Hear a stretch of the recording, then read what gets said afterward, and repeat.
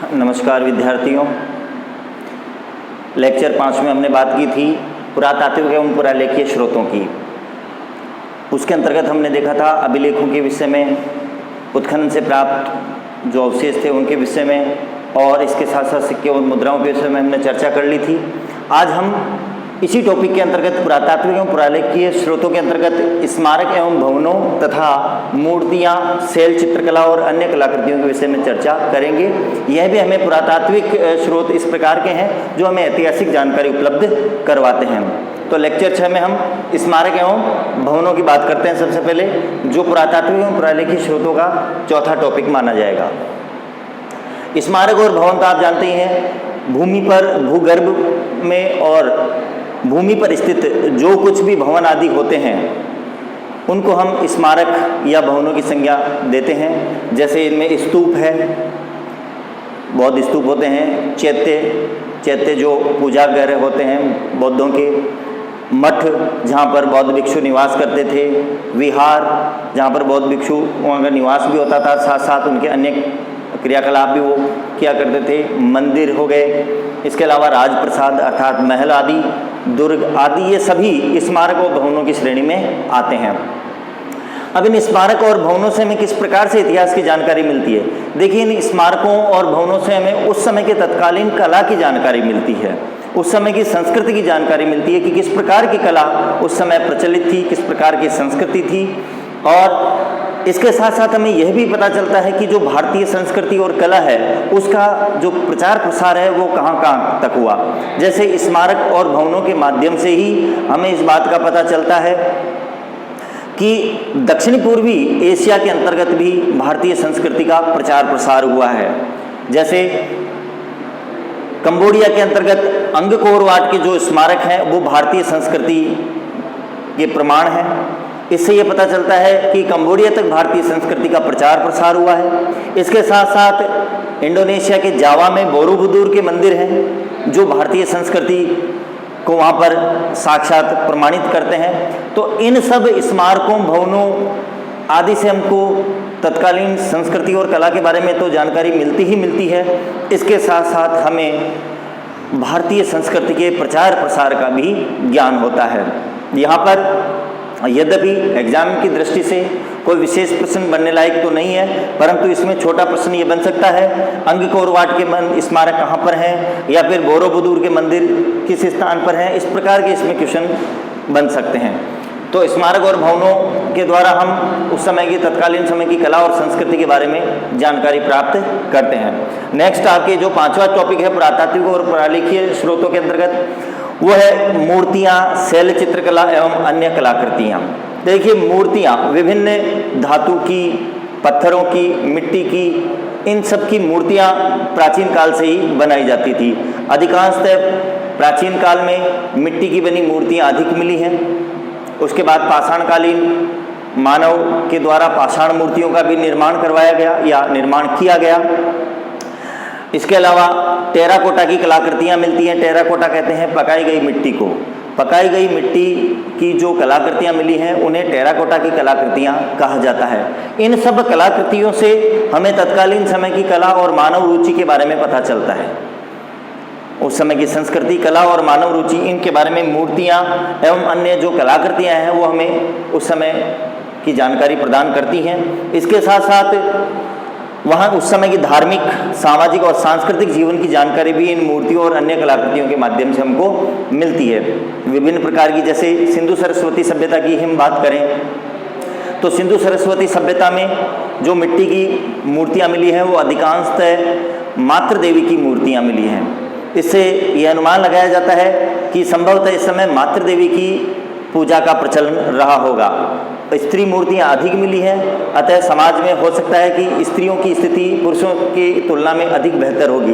तो यहाँ पर धार्मिक और सामाजिक दोनों ही प्रकार की हमको ये जानकारी मिलती है। इसके साथ साथ सांस्कृतिक जीवन की भी जानकारी मिलती है।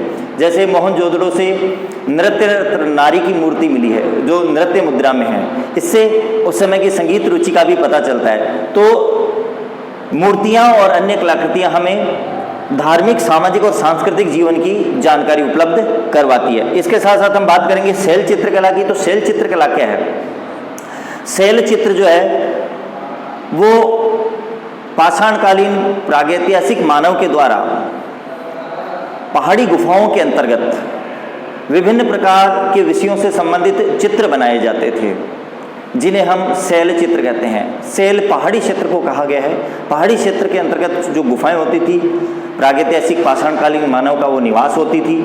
यहाँ पर रहते हुए मानव ने विभिन्न प्रकार या विभिन्न विषयों पर जो चित्र बनाए हैं वो शैल चित्र कहलाते हैं। इनमें अधिकांशतः शिकार के चित्र बनाए गए थे, क्योंकि प्राचीन कालीन मानव अपने जीवन यापन के लिए शिकार के द्वारा या शिकार पर ही निर्भर करता था। इसलिए अधिकांशतः जो चित्र बनाए गए हैं वो शिकार के चित्र बनाए गए हैं।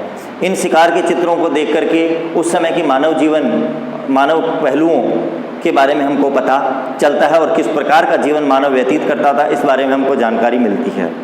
तो ये जो शैल चित्र हैं यह भी ऐतिहासिक जानकारी देने में काफ़ी सहायक सिद्ध हुए हैं। अब इन शैल चित्रों की दृष्टि से दक्षिणी पूर्वी एवं उत्तरी राजस्थान, जो राजस्थान का शेखावाटी क्षेत्र है, सीकर, झुंझुनू, चूरू का क्षेत्र, मध्य प्रदेश का जो भीमबेटका क्षेत्र है और जो पंचमढ़ी क्षेत्र है, ये शैल चित्रों की दृष्टि से काफ़ी महत्वपूर्ण माने जाते हैं। अर्थात यहाँ पर सबसे अधिक शैल चित्र प्राप्त होते हैं। तो शैल चित्रकला में महत्वपूर्ण ये है कि शैल चित्रकला क्या है या शैल चित्रकला किसको कहा जाता है। तो प्रागैतिहासिक या पाषाणकालीन मानव के द्वारा पहाड़ी गुफाओं के अंतर्गत विभिन्न विषयों पर जो चित्र बनाए गए उन्हें हम शैल चित्र कहते हैं और इस कला को शैल चित्रकला कहा जाता है।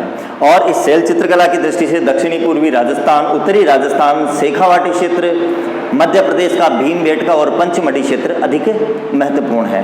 तो यहाँ पर हमने देखा कि स्मारक और भवनों के साथ साथ मूर्तियाँ, शैल चित्रकला और अन्य कलाकृतियाँ भी हमें तत्कालीन समय के मानव के बारे में, हमारे इतिहास के बारे में जानकारी उपलब्ध करवाती हैं। तो यहाँ पर हम देखते हैं कि पुरातात्विक एवं पुरालेखीय स्रोतों में हमारे पास 5 टॉपिक यहाँ पर हो चुके हैं, जिनमें हम बात करेंगे। एक बार फिर से इन 5 टॉपिक के बारे में एक साथ आपको थोड़ा अवगत करवा दिया जाए ताकि आपके और अच्छी प्रकार से आपको समझ में आ जाए। तो सबसे पहले हमने बात की थी पुरातात्विक एवं पुरालेखीय स्रोतों के अंतर्गत सबसे पहले हमने बात की थी उत्खनन से प्राप्त अवशेषों की। उत्खनन से प्राप्त अवशेषों की, उत्खनन से प्राप्त जो अवशेष हैं उसके अंतर्गत हमने देखा था सबसे अधिक जो अवशेष मिले हैं वो मिले हैं मृदभांड। मृदभांड यानी कि मिट्टी के बर्तन, और 4 प्रकार की मृदभांड संस्कृतियां इस समय देखने को मिलती है। ओसीपी, ओकर कलर पोट्री अर्थात गेरुए रंग युक्त मृदभांड संस्कृति जो सिंधु सरस्वती सभ्यता में प्रचलित थी।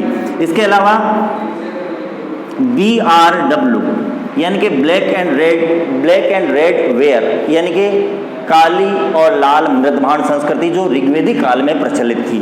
इसके अतिरिक्त PGW अर्थात पेंटेड ग्रे वेयर, चित्रित स्लेटी रंग की संस्कृति जो उत्तर वैदिक काल में प्रचलित थी। और इसके अलावा हमने देखा था चौथी जो थी वो NBPW north black painted ware, उत्तरी काली चमकीली मृदभांड संस्कृति जो महाजनपद काल या 6ठी शताब्दी ईसा पूर्व के आसपास प्रचलित थी। तो ये 4 मृदभांड संस्कृतियां हमने इसमें देखी थी।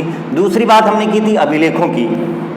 अभिलेखों में सबसे महत्वपूर्ण बात यही है कि अभिलेख समसामयिक और तिथियुक्त होते थे, इसलिए इन्हें ऐतिहासिक जानकारी में अधिक प्रमाणिक माना जाता है। इसके साथ साथ इनमें स्थान अभाव होता था, स्थान जगह का अभाव होने के कारण से इनमें अनावश्यक बातें नहीं लिखी जाती थी, केवल आवश्यक और जरूरी बातों का ही उल्लेख किया गया है, इसलिए भी ये महत्वपूर्ण माने जाते हैं। इसके साथ साथ भारत में अभिलेख लिखने की जो प्राचीनतम परंपरा है वो अशोक के अभिलेख मिलते हैं। मौर्य सम्राट अशोक के प्राचीनतम अभिलेख हमको मिलते हैं भारत से। इसके अतिरिक्त गुप्त शासकों ने भी अभिलेख जो है वो लिखवाए, जिसमें समुद्रगुप्त का प्रयाग स्तंभ लेख है, स्कंदगुप्त का भीतरी अभिलेख है, चंद्रगुप्त द्वितीय का मेहरौली स्तंभ लेख है, अशोक के अभिलेख ब्रह्मी और खरोष्ठ लिपि में मिले हैं। इसके साथ साथ अशोक के अभिलेखों को 3 भागों में बांट सकते हैं, शिलालेख, स्तंभ लेख और गुहा लेख में। इसके साथ साथ रुद्रदामन जो शक शासक था उसने भी अभिलेख लिखवाया जो जूनागढ़ अभिलेख के नाम से प्रसिद्ध है। तो अभिलेखों से हमें तत्कालीन समय की जानकारी उपलब्ध होती है। इसके बाद हम बात कर रहे थे अभिलेखों के अतिरिक्त, हमने बात की थी तीसरे नंबर पर सिक्के और मुद्राओं की। सिक्के एवं मुद्राएं, सिक्के एवं मुद्राएं भी ऐतिहासिक जानकारी में महत्वपूर्ण है। सिक्कों से हमें शासकों की रुचियों, धार्मिक रुचियों आदि के बारे में पता चलता है, उनके राज्य विस्तार के बारे में पता चलता है। और जैसे समुद्रगुप्त को उसके सिक्कों पर वीणा बजाते हुए दर्शाया गया है, तो जिससे उसके संगीत प्रेम की रुचि का पता चलता है। इसके साथ साथ जो कुमारगुप्त है उसके कार्तिकेय प्रकार के सिक्के मिलते हैं, जिससे उसकी धार्मिक यानी धार्मिक स्थिति अर्थात धर्म के विषय में पता चलता है। जैसे कार्तिकेय प्रकार के कुमारगुप्त के सिक्कों से ये पता चलता है कि कुमारगुप्त शैव अनुयायी था। इसी प्रकार से जो भारत में प्राचीनतम सिक्के हैं वो आहत या पंचमार्क सिक्के हैं, जो 6ठी शताब्दी ईसा पूर्व के हैं, जो तांबे और चांदी के बने होते थे, जिन पर कोई लेख नहीं होता था बल्कि कुछ चिन्ह या चित्र अंकित होते थे। इसके साथ साथ भारत में सबसे पहले लेखयुक्त सिक्के इंडो ग्रीक यानी कि हिंदू यूनानी शासकों द्वारा प्रचलित किए गए। भारत में सबसे पहले स्वर्ण सिक्के कुषाणों के द्वारा जारी किए गए। सबसे ज़्यादा स्वर्ण सिक्के गुप्त शासकों के द्वारा जारी किए गए और सातवाहन शासकों ने भारत में शीशे के सिक्के जारी किए। इन सिक्कों से धार्मिक, सामाजिक, सांस्कृतिक स्थिति के साथ साथ राज्य विस्तार के बारे में भी पता चलता है और शासकों की रुचियों के विषय में भी पता चलता है। सिक्कों के साथ साथ मुद्राएं भी महत्वपूर्ण हैं। इन्हें जारी करने वाला व्यक्ति अपना नाम, पद, उपाधि और तिथि, हस्ताक्षर, अपना व्यवसाय आदि का उल्लेख इन मुद्राओं में करता था। मुहरों में, मुद्राओं का तात्पर्य यहाँ मुहरें हैं। तो इन मुहरों के द्वारा भी हमको तत्कालीन समय की सामाजिक, धार्मिक, राजनीतिक और आर्थिक स्थिति का पता चलता है। इसके आगे हमने बात की थी, चौथा जो टॉपिक था हमारा वो था शैलचित्र या स्मारक भवन, स्मारक और भवन आदि, और जो अभी हमने समझा। और पांचवा जो टॉपिक था हमारा वो था शैल चित्रकला या शैल चित्र एवं मूर्तियां और अन्य कलाकृतियां। तो इन सभी टॉपिकों से हमें ये पता चलता है कि पुरातात्विक और पुरालेखीय स्रोतों से हमें इन सभी टॉपिकों के माध्यम से भारतीय इतिहास की संपूर्ण जानकारी मिलने में काफ़ी सहयोग प्राप्त होता है। आगे का जो टॉपिक है हमारा वो नेक्स्ट क्लास में होगा। धन्यवाद।